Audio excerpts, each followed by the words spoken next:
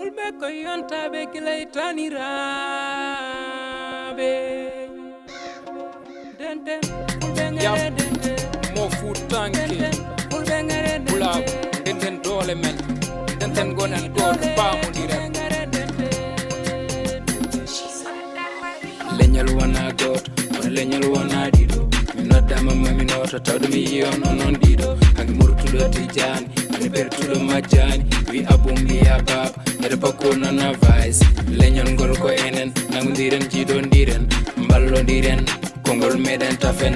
Jawtiden pamondiren, nafondiren. Ala kala kala kalinor, adana en kala jalinor, findine en kala darinor. Yo pulago yeti dora wawi wide mi amin. Irde pular tawam do, ala wide mi amin.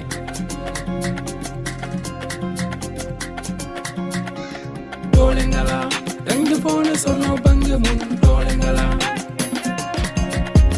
Dum kongoja, kodigal kaya war lenyol wi kaldo waja.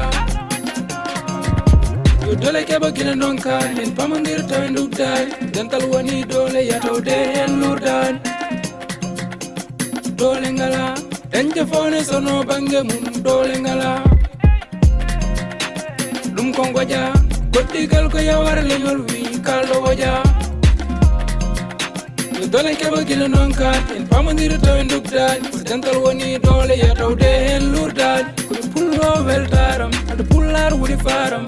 Salli wani baram, Bokar, Demba, One kam daram, Bekan, Lamba, Jangini mi jeni sajam, Josan, Belenga, mi jappo jamba jam, Kukula kowel, Ambia wana jam, Fulbe foko gotum bayno biri jam jam, Fulbe ngwana hulbe, wadi jetbe ko be tulbe, Kaje ngwana julbe, Fulbe ko julbe, Pullo ko jontado wuroi, ladde ko mantado, Biti foko nyambal, Jom tedungal, jom jabungal, pare muke tengar, Jogi yesodo yebi darogal, Pulamboy songade, Pulamboy songade. Dole ngala, dangi fone sono bange mun dole ngala. Dum kongoja, kodigal kaya war lenyol wi kaldo waja. Yo dole keba gila nonka, nin pamandir tawen dugdai. Dental wani dole ya tawde en lurdan. Dole ngala, danje fone sono bange mun dole ngala. Dum kongoja, kodigal kaya war lenyol wi kaldo waja. Yo dole keba gila nonka, nin pamandir tawen dugdai. Dental wani dole ya tawde